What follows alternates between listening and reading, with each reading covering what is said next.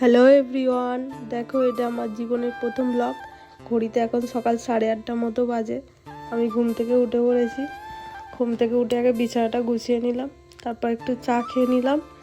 চাটা খেয়ে নিয়ে একটু অনেকগুলো জামা কাপড় কাচের ছিল, জামা কাপড়গুলো ছাদে শুকনো করতে দিয়ে দিলাম। অনেক দিন ধরেই ভাবছিলাম ব্লগ ভিডিও বানাবো, কিন্তু সময়ের অভাবে আর বানানো হচ্ছিল না। তো দেখো কাজ করতে করতে এখন দুপুর হয়ে গেছে, তো আমি স্নান করে একটু রেডি হয়ে নিয়েছি বন্ধুরা।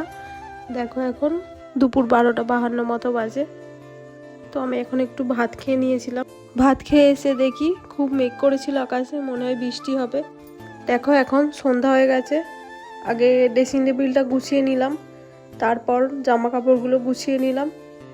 সন্ধ্যাবেলা দেখো ঠাকুরকে এখন ধূপ দেখিয়ে নিচ্ছি। তো আমি এখন রেডি হয়ে নিয়েছিলাম বাজারে যাব বলে।